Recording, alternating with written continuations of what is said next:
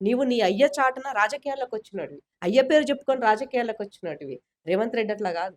రేవంత్ అన్న నికాసైనటువంటి ప్రజల మనిషిగా, ఇండిపెండెంట్‌గా జెడ్పీటీసీ గెలిసి, ఎమ్మెల్సీగా గెలిసి, తదనంతరము తను పార్టీలో చేరిన తర్వాత ఇవాళ ముఖ్యమంత్రి స్థాయికి ఎదిగాడు. ఆయనకు నీకు నక్కకు నాగలోకనుకున్నంత పోలిక. ఆయనని విమర్శించే స్థాయి నీదా అని అడుగుతున్నాను నేను. అంటే ఆయన కాలికి గోటికి గూడా సరిపోవు. నిజంగా చెప్పాలంటే కాలికి గోటికి కూడా సరిపోవు. నీ చిత్తశుద్ధి నీ పక్క రాష్ట్రంలో ఉన్న నీతో పాటు పనిచేసినటువంటి వాడు తెలంగాణ పైన అక్కసు కక్కుతూ తెలంగాణను అవమానపరిస్తే పెదవులెందుకు మూసుకున్నావురా దుర్మార్గుడా! ఆ రోజు నువ్వు మాట్లాడుండొచ్చు గదా!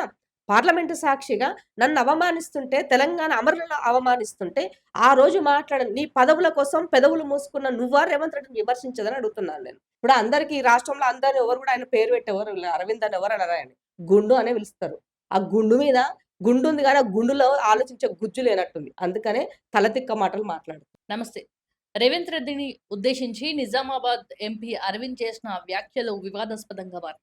సో, ముఖ్యంగా దీనికి సంబంధించి ప్రస్తుతం మనతో మాట్లాడడానికి టీపీసీసీ అధికార ప్రతినిధి ఇందిరా శోభన్ గారు మనతో ఉన్నారు. అక్క చెప్పండి ఎట్లా చూస్తున్నారు? రేవంత్ రెడ్డిని ఉద్దేశించి ఎంపీ అరవింద్ చాలా ఘోరంగా మాట్లాడి హౌలే అనడం, పొట్టోడు అనడం. సో, ఎట్లా చూస్తున్నారు దాన్ని?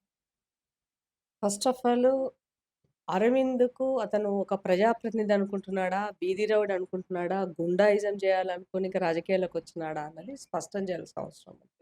సో, ఒక ముఖ్యమంత్రిని, ప్రధానమంత్రి ఇద్దరు ఒక అధికారిక వేదిక పైన మాట్లాడినటువంటి సంభాషణని వక్రీకరిస్తూ, తన ప్రధానమంత్రి తన పార్టీకి సంబంధించినటువంటి దాన్ని తను అంటే అవహేళనగా మాట్లాడినాడంటే, మరి ఆ పార్టీ ప్రెసిడెంట్ ఆలోచించుకోవాలి. ఆ పార్టీ వాళ్ళని అన్నిటికి మాకు గాడ్ అని చెప్తున్నటువంటి మోడీ గారు ఆలోచించుకోవాలి. ఎలాంటి నాయకత్వంలో ఎలాంటి వ్యక్తులు ఉన్నారన్నది వాళ్ళు ఆత్మ పరిశీలన చేసుకోవాలి. రేవంత్ రెడ్డి గారు చాలా క్లారిటీగా అధికారికంగా రాజకీయాలొచ్చినప్పుడు రాజకీయాలు చేస్తాం. అభివృద్ధి విషయంలో తెలంగాణ రాష్ట్ర ప్రజల కోసం ఎక్కడ రాజీ పడకుండా కేంద్ర ప్రభుత్వంతో కలిసి పనిచేయడం కోసం మేము సిద్ధం. దానికోసమే నేను ఇవాళ తెలంగాణ రైజింగ్ అని మొదలుపెట్టాను.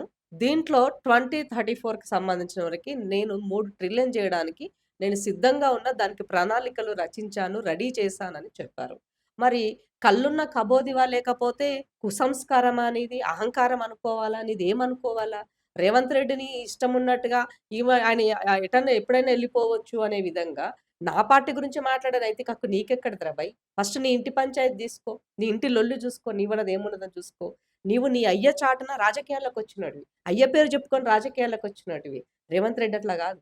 రేవంత్ అన్న నికాసైనటువంటి ప్రజల మనిషిగా, ఇండిపెండెంట్‌గా జెడ్పీటీసీ గెలిసి, ఎమ్మెల్సీగా గెలిసి, తదనంతరము తను పార్టీలో చేరిన తర్వాత ఇవాళ ముఖ్యమంత్రి స్థాయికి ఎదిగాడు. ఆయనకు నీకు నక్కకు నాగలోకనుకున్నంత పోలిక. ఆయనని విమర్శించే స్థాయి నీదా అని అడుగుతున్నాను నేను. అంటే ఆయన కాలికి గోటికి గూడా సరిపోవు. నిజంగా చెప్పాలంటే కాలికి గోటికి కూడా సరిపోవు. ఫేక్ సర్టిఫికేట్‌లు నీవు ఉన్నవని చెప్పి నేను గతంలో గూడా మాట్లాడిన. చదువురాని సన్యాసి, అజ్ఞానంలో ఉన్నవా? జ్ఞానం గూడా లేదు. చదువే లేదనుకున్నా. సంస్కారం గూడా లేదు. ఇంత మూర్ఖులను పోషిస్తుంది గాబట్టే భారతీయ జనతా పార్టీ పదే పదే ఇదే అంటే ఆళ్ళ బడంతా గట్లనే ఉన్నది. బీజేపీల బడి నువ్వు జూడు. ఆ బడి మొత్తం పైనుంచి కింది దాకా గట్లనే ఉన్నది. కాబట్టి ఆళ్ళ శిష్యరికం చేసేటోళ్ళు గూడా అదే దరిద్రం ఉన్నారు. నీ చిత్తశుద్ధి నీ పక్క రాష్ట్రంలో ఉన్న నీతో పాటు పనిచేసినటువంటి వాడు తెలంగాణ పైన అక్కసు కక్కుతూ తెలంగాణను అవమానపరిస్తే పెదవులెందుకు మూసుకున్నావురా దుర్మార్గుడా! ఆ రోజు నువ్వు మాట్లాడుండొచ్చు గదా! పార్లమెంటు సాక్షిగా నన్ను అవమానిస్తుంటే, తెలంగాణ అమరులను అవమానిస్తుంటే, ఆ రోజు నీ పదవుల కోసం పెదవులు మూసుకున్న నువ్వా రేవంత్ రెడ్డిని విమర్శించదని అడుగుతున్నాను నేను. సిగ్గనిపిస్తలేదా మీకి? మీ రాజకీయాల కోసము మీ పబ్బం ఎందుకంటే ఆయన నా పార్టీలో దేక్తలేరు ఎవడు గూడా. సో, బీజేపీలో ఆయన ఉన్నడా లేడా గూడా ఎవరు అనుకోవట్లేరు. కాబట్టి ఇట్లాంటి సంచలన మాటలు చేస్తానని నన్ను పిలిచి మాట్లాడతారేమో అనుకుంటున్నట్టుంది. అందుకని ఇలాంటి అంటే స్టేట్‌మెంట్స్ ఇచ్చి ఫేమస్ చెప్పాల్సిన కావచ్చా? అవసరం అంతే హ్మ్. గదా! హ్మ్. ఇప్పుడు అందరికి ఈ రాష్ట్రంలో అందరూ ఎవరు గూడా ఆయన పేరు పెట్టి ఎవరు అరవింద్ అని ఎవరు అనరు ఆయన్ని. గుండు అనే పిలుస్తారు. ఆ గుండు మీద గుండుంది గానీ, ఆ గుండులో ఆలోచించే గుజ్జు లేనట్టుంది. అందుకనే తలతిక్క మాటలు మాట్లాడుతున్నారు. సో, గతంలో గూడా రేవంత్ రెడ్డి తొండలిడుస్తా ఇవన్నీ మాటలు అవే మేము రిపీట్ చేస్తున్నాం. తప్పుగా ఏం మాట్లాడతలేము అంటున్నారు.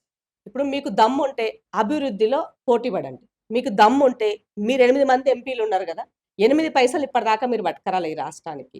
మీరు సన్యాసులు అబద్ధాలు చెప్పి మీరేం చెప్పిర్రబ్బాయ్? పసుపు బోర్డ్ అని చెప్పినారు. స్పైసీ బోర్డ్ తెచ్చినావు. నీ మొఖానికి మళ్ళా బాండ్ పేపర్ రాసిచ్చినావు. నీ రాష్ట్ర నిన్ను గెలిపించిన నిజామాబాద్ ప్రజలకు ఏం చేసినావో చెప్పు.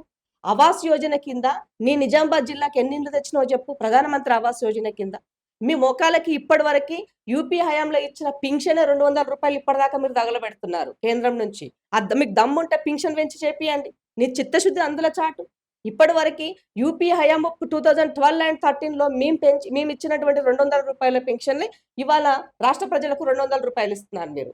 నువ్వు ఇంత పొడు అంత పొడుగాని మాట్లాడతారు. ₹2,34,00,00,000 అప్పు చేస్తున్నారు ఈ దేశానికి. ఏ పింఛన్ మీకు శాతనైతలేదా? వృద్ధాప్య పింఛన్ కూడా పెంచలేరా?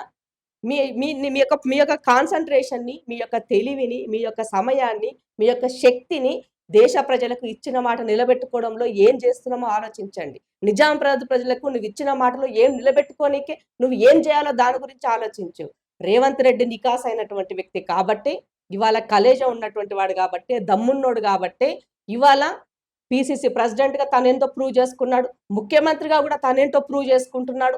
ఇంకా చేస్తాడు ప్రజలకి. అందుకనే దమ్ముంది కాబట్టే 2034 వరకు అని చెప్పినారు. రాహుల్ గాంధీని ప్రధానమంత్రి చేసుకుంటామని చెప్పినారు. మీకు దమ్ముంటే చెప్పుండో వాడన్నా. మీ పార్టీలో ఎవడో లీడర్ తెలవరా ఇప్పటి వరకు? మీ పార్టీలో ఎవరి మొఖం చూసి ఓట్లేయాలా? మా పార్టీలో రేవంత్ రెడ్డి మొహం చూసి ప్రజలు ఓట్లేస్తారు. సో మా లీడర్‌ని చూసి నాయకత్వం బలంగా ఉందని చెప్తున్నా మీరు. మీ దాంట్లో ఎవరున్నారో చెప్పండి. చెప్పండి ఎవరి పేరు చెప్పాలా మీ దాంట్లో?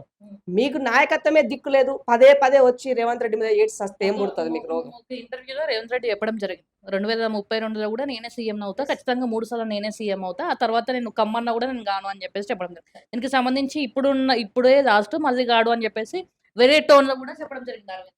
లీడర్‌కి విజన్ ఉండాలి. రేవంత్ రెడ్డికి విజన్ ఉంది. టీడీపీ నుంచి ఈ పార్టీలోకి వచ్చినాడు. ప్రెసిడెంట్ కావాలనుకున్నాడు. వర్కింగ్ ప్రెసిడెంట్ అయ్యిండు. ప్రూవ్ చేసుకున్నాడు.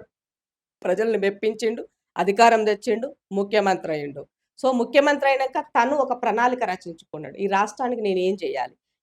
నాకు ఇచ్చిన ఈ అవకాశాన్ని ఎట్లా సద్వినియోగం చేసుకోవాలనుకున్నాడు. కాబట్టి ఒక మూసీ రివర్ ఫ్రంట్ అయ్యుండొచ్చు. ప్రజలకి సన్నబియ్యం అయ్యుండొచ్చు. ఇచ్చిన గ్యారంటీలు అయ్యుండొచ్చు. ఇవాళ ఇరిగేషన్ పర్పస్‌లో నేను అగ్రికల్చర్‌గా నేను ఇంకెంత మెరుగ్గా చేయొచ్చని అయ్యుండొచ్చు. యువతకు ఉద్యోగాలు అయ్యుండొచ్చు. యువతకి స్కిల్స్ వైపుకి మళ్లించడం అయ్యుండొచ్చు. ఒక స్పోర్ట్స్ యూనివర్సిటీ అయ్యుండొచ్చు. ఇట్లా ఒక ఏమంటారు మన హైదరాబాద్‌ను అంటే గ్రేటర్ హైదరాబాద్ పరిధిని విస్తరించి దీంట్లో ఓఆర్ఆర్ పరిధిలో ఉన్నటువంటి సెమీ అర్బను, అర్బను ఇలా ఉన్నటువంటి ప్రాంతాలు ఎట్లా డెవలప్ చేసుకోవాలన్న దానికి ఇండస్ట్రీస్‌ని డెవలప్ చేయడం కోసం ఎవరిని ఎలా ఇక్కడికి ఇన్వైట్ చేసుకోవాలి. ఇట్లా తను ఒక ప్రణాళిక అనుకున్నాడు. ఇది చేయడం కోసము తనకి ఈ 5 సంవత్సరాలు అవన్నీ పూర్తి చేయలేం గదా! సో, ఇంకా సమయం కావాలి. కావాలి కాబట్టి చెప్పాడు. నా విజన్‌ని డెవలప్ చేయడం కోసము నాకు ఓ 10 సంవత్సరాల కాలం అవసరం ఉన్నది. 2034 వరకు నేను పని చేస్తాను.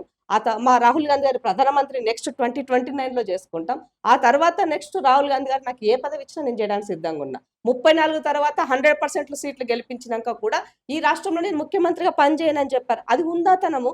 అది హుందాతనం అండి. ఒక లీడర్‌గా తనేంటో తనకు ఉన్నటువంటి తన ఇంట్రెస్ట్‌ని చెప్పాడు. ఆ దమ్ము కలేజా ఉండాలి అంటున్నా. ఆ దమ్ము ఉన్నది కాబట్టే మాట్లాడుతున్నాడు. దమ్ము లేని సన్యాసులు మీరంతా మా గురించి ఏందిరా మాట్లాడేది? రేవంత్ రెడ్డిని విమర్శించే స్థాయి మీకున్నదా? మీరు మీ ముఖాన్ని ఒక అద్దంలో చూసుకోండి ఒకసారి. ప్రజలే ఎలా కొడతారు ఇప్పుడు ఇంకా మిమ్మల్ని అంటారు. సరే ప్రజలు నిజంగా మాకు ఆ మ్యాండేట్ ఇచ్చినప్పుడు శిరస వహిస్తాం. ఎందుకంటే వాళ్ళని కాదని మనం ఏమి చేయలేము రాజకీయాలలో. సో, ప్రజలే అల్టిమేట్. ప్రజలే దేవాలయం. ప్రజలే అన్ని నమ్మినటువంటి సిద్ధాంతం గల పార్టీ నా పార్టీ. ఆ పార్టీలో పనిచేస్తున్నటువంటి ముఖ్యమంత్రిగా ఉన్నటువంటి రేవంత్ రెడ్డి గారు. సో, రేవంత్ అన్న చెప్పినటువంటిలో తప్పెక్కడున్నది చెప్పండి. మీకు చిత్తశుద్ధి ఉంటే మీరు 8 మంది ఎవరైతే ఎంపీలుగా ఉన్నారో మీ 8 మంది ఎంపీలు, 8 మంది ఎమ్మెల్యేలు ఉన్నారు గదా! మీ 16 మంది కలిసి ₹16 ఈ రాష్ట్రానికి తేలేరా భయ్! ఎందుకురా మీ ముచ్చట్లు? ఇంతగానం ఎందుకు మాట్లాడుతున్నారు ఈయన పదే పదే? చేసేదంతా ప్రతి ఒక్క రూపాయి అక్కడి నుంచి వచ్చేది. లెక్క చెప్పమని అడుగుతున్నాము. మీరేం ఏమనంటే సిద్ధమా? బైఫర్గేషన్ యాక్ట్ ప్రకారంగా నాకు రావాల్సినటువంటి వాటాలు నాకేమిచ్చావని అడుగుతున్నా. సో, ఇవాళ పక్క రాష్ట్రంలో ఉన్నటువంటి ఏపీకి ఉన్నటువంటి దాంట్లో ఇరిగేషన్ ప్రాజెక్ట్‌లకి కావాల్సినటువంటి డబ్బులిచ్చారు. ఇక్కడ ఒక్క ఇరిగేషన్‌కి ఒక ప్రత్యేక హోదా ఇప్పటివరకు మీరు ఇవ్వలే. ఏది మీరు చేసినటువంటిది? మీరు మాకిచ్చినటువంటిది ఏంటి అని అడుగుతున్నాం మేము. సో, ఈ రాష్ట్రాన్ని అవమానిస్తే మాట్లాడినటువంటి మీరు మా గురించి మాట్లాడే నైతిక హక్కు మీకెక్కడుందని అడుగుతున్నాము. సో, పదే పదే మీరు ఈ రాష్ట్ర అభివృద్ధికి ఆటంకంగా మిగులుతున్నటువంటి మీ 8 మంది కాబట్టి మిమ్మల్ని హఠావ్ అని చెప్తున్నాం మేము. సో, మొన్న నరేంద్ర మోదీ గారు ఈ రాష్ట్రానికి వచ్చినప్పుడు గూడా ప్రజలొచ్చారు. ఇవాళ మీరు ఒక్కసారి గూగుల్‌లోకెళ్ళి సెర్చ్ చేయండి. హేట్రిక్ పాలిటిక్స్‌లో ఉన్నటువంటి దాంట్లో అత్యధికంగా ఎవరిని ద్వేషిస్తున్నారు ఈ దేశంలో అంటే నరేంద్ర మోదీ గారిని ద్వేషిస్తున్నారు. ఒకసారి సెర్చ్ చేయండి మీరు దాంట్లో. ప్రతి విషయంలో ఈ దేశాన్ని సంకనాకిచ్చిన దాంట్లో ఇవాళ భాగస్వాములైనటువంటి నరేంద్ర మోదీ గారు హఠావో దేశ్‌కి బచావో అని ప్రజలు మాట్లాడుతున్నారు. రాహుల్ గాంధీ మీరు రండి ఈ దేశానికి, మీరు అండగా నిలబడండి. కాంగ్రెస్ పార్టీ గతంలో చేసింది, రేపు కూడా చేస్తుందని నమ్మకం మాకున్నదని ఇవాళ ప్రజలు విశ్వసిస్తున్నారు. సో, ప్రజలు ఇచ్చే నిర్ణయాన్ని శిరసా వహిస్తది కాంగ్రెస్ పార్టీ ఎక్కడైనా. మీరు ఇట్లాంటి దగులుబాజీ పనులు చేస్తున్నారు కాబట్టే దక్షిణ రాష్ట్రాలలో మిమ్మల్ని ఎవ్వరిని రానివ్వకుండా ఇవాళ రేవంత్ రెడ్డి గారి నాయకత్వంలో మేము కేరళ గెలిపించుకున్నాం. తమిళనాడులో మీరు మీరు రాకుండా అడుగు పెట్టకుండా చూసుకున్నాం. ఇవాళ దక్షిణ రాష్ట్రాల్లో మీరు ఎక్కడ చూసినా కూడా కనీసం బీజేపీ ఊసే లేకుండా చేస్తున్నారు. మరి ఇది రేవంత్ రెడ్డి దమ్ము కాదా అని అడుగుతున్నాం మేము. అది కాంగ్రెస్ పార్టీ కలేజ కాదా అని అడుగుతున్నాం. కాబట్టి సోయిలప్పినటువంటి మాటలు బంద్ చేసి సోయిలోకి వచ్చి ఈ రాష్ట్రంలో ఉన్నటువంటి నిజామాబాద్ ప్రజలు నీకు ఓటు ఎందుకేస్తున్నారని సిగ్గుపడే పరిస్థితి రాకుండా వాళ్ళకేం చేయాలన్నది ఆలోచించు. అక్క బండి భగీరథ్‌కి సంబంధించి మొన్న అరెస్ట్ చేయడం జరిగింది. 14 రోజుల రిమాండ్ విధించడం జరిగింది. అసలు బండి భగీరథ కాదా? ఆయన మాస్క్ ఏసుకొని వచ్చిండని జెప్పేసి ఒక రకంగా వేరే వాళ్ళు వ్యక్తం చేస్తున్నారు. సో సో, తప్పుడది. ఇప్పుడు ఫేక్ ప్రచారాలు చేసేటువంటి వాళ్ళపైన సోషల్ మీడియా కట్టడి చేయాలని జెప్పేసి మొన్న అసెంబ్లీ సాక్షిగా రేవంత్ రెడ్డి గారు గూడా ఒక బిల్ పెట్టడం జరిగింది. దాన్ని వీళ్ళు అడ్డుకున్నారు. బీజేపీవోళ్ళు గూడా ఆ రోజు అది చేయొద్దు అని వాళ్ళు అడ్డుకున్నారు. అందుకనే ఇలాంటి సందర్భాలొచ్చినప్పుడు అవి ఉపయోగపడతాయన్నది ముందు చూపుగా రేవంత్ రెడ్డి గారు చేసినటువంటి దానికి ఆలోచించుకోండి. ఎవరైనా ఉండొచ్చు. పార్టీలకు అతీతంగా ఒక మంచి విషయం వచ్చినప్పుడు రిసీవ్ చేసుకోవాల్సిన అవసరం ఉంది. సో, బండి భగీరథ అవునా? కాదా? అన్నది పోలీసు తెలుస్తారు. కదా! వచ్చిన తర్వాత కాని వ్యక్తినైతే వాళ్ళు తీసుకున్న రిమాండ్‌లోకి చెర్లపల్లి జైలుకైతే పంపించారు గదా! మాస్కులేసైతే తీసుకెళ్లారు గదా! అవునా? కాదా అండి? ఇది సిస్టమ్ పనిచేస్తుంది. ప్రతిదానిని రాజకీయ కోణంలో ఆలోచించే పరిస్థితిలో ఉండి, ఇంత నీచ రాజకీయాలకు దిగజారిపోయి సోషల్ మీడియాని వాడుకుంటే సిగ్గనిపించాలా కొంచెమన్నా.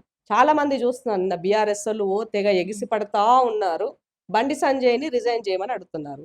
కొడుకు చేసిన తప్పుకి తండ్రిని ఇవాళ ముద్దాయిగా నిలబెట్టే పరిస్థితి మీరు మాట్లాడుతూ ఉన్నప్పుడు సేమ్ లైన్‌లోనే నేను అడుగుతున్నాను. కవిత లిక్కర్ కేసులో జైలుకి పోయిన్నాడు. కేసీఆర్ ఎక్కడున్నాడు? కేసీఆర్ రిజైన్ చేసిండా? కేటీఆర్ రిజైన్ చేసిండా? ఆళ్ళ బావ రిజైన్ చేసిండా? మరి ఆళ్ళ కుటుంబ సభ్యులందరికి వర్తిస్తది గదా!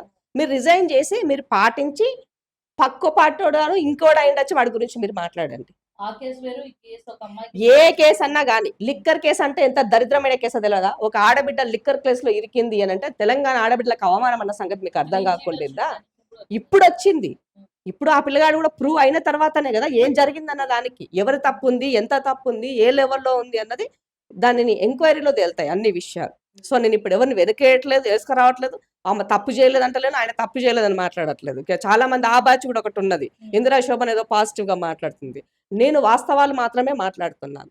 సో, ఇవాళ బండి సంజయ్ గారు తను కేంద్ర హోం శాఖ మంత్రి, సహాయ మంత్రిగా ఉన్నారు కాబట్టి, చట్టాలను గౌరవించేటువంటి నీవు, నీ బిడ్డ పట్ల ఇమ్మీడియేట్‌గా అదే రోజు చేసుంటే ఇవాళ మీకు గౌరవం దక్కుండేది. ఇవాళ ఇంత అపవాదు పాలై ఉండేవాళ్ళు కాదు మీరు. కానీ ఇవాళ రాజకీయ కోణంలో పిల్లలు చేసేటువంటి తప్పులకు తల్లిదండ్రులను, పేరెంట్స్‌ను బలిపశువులు చేసే పరిస్థితికి వచ్చినప్పుడు, రాజకీయాలు ఏ స్థాయికి దిగజారిపోయి ఏ స్థాయికి అవుతున్నాయో మనం చూడాల్సినటువంటి పరిస్థితి ఏర్పడింది. కాబట్టి ప్రతి ఒక్కరికి ఏదో ఒక రోజు ఏదో రకమైనటువంటి ఒక విషయంలో వస్తది. కుటుంబాలను నేను కాదని సచ్ఛీలుగా ఉంటామని చెప్పడానికి ఏది లేదు ఇవాళ రేపు. కాబట్టి ఏదేమైనప్పటికీ కూడా కొడుకు చేసిన తప్పుకి బండి సంజయ్‌ని పదే పదే మీరు రిజైన్ చేయండి, మీరు రిజైన్ చేయండి అనంటే చేయాల్సొచ్చినప్పుడు చేస్తారు.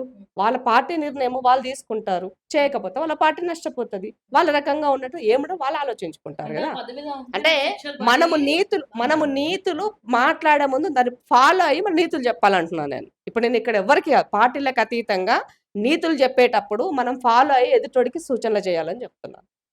అంటే ఆయన బర్తరఫ్ చేయకపోతే, ఆయన సస్పెండ్ చేయకపోతే ఆ శిక్షలనేటివి పడయి లేకపోతే పడతాయి అన్నట్టు ఒక రకంగా చట్టం నడుస్తుంది. ఎవరికి చుట్టం కాదు చెల్లె. హ్మ్. నీ దగ్గర ఉన్నటువంటి ఎవిడెన్స్ ప్రూఫ్‌ని బట్టే నీ యొక్క కేసులనేది బిల్డ్ అవుతుంది కదా! సో, దాన్ని బట్టే మూవ్ ఆన్ అవుతాయి. సో, బండి సంజయ్ పట్ల జరిగిన వాళ్ళ కొడుకు భగీరథ చేసినటువంటి విషయానికి అమ్మాయి మైనర్ అని డిక్లేర్ చేశారు. కోర్ట్ నుంచి ఇచ్చినటువంటిది అమ్మాయి మైనర్ అని చెప్పారు. మైనర్ అన్నప్పుడు ఫోక్సో యాక్ట్ ప్రకారంగా డెఫినిట్‌గా అతను శిక్షార్హుడవుతాడు. సో, ఆ శిక్షలకి తనకి ఏ రకంగా తీసుకోవాలన్నది, ఎట్లా తీసుకుంటుందన్న దానికి తనని ఎంక్వైరీ చేసిన తర్వాత ఇప్పుడు తను రిమాండ్‌కి పంపించారు 14 రోజులు. ఆ రిమాండ్‌కెళ్ళిన తర్వాత మళ్ళీ ఎంక్వైరీ చేస్తారు గదా! ఆ తర్వాతకి ఏం చేయాలన్నది వాళ్ళు అది చట్టానికి లోబడి కోర్ట్‌లో ఉన్నటువంటి అంశం కాబట్టి, వాటిలో మనం ఎంత తక్కువ మాట్లాడితే అంత. ఎందుకంటే దాన్ని గౌరవించాల్సిన బాధ్యత మన పైన ఉంది కాబట్టి.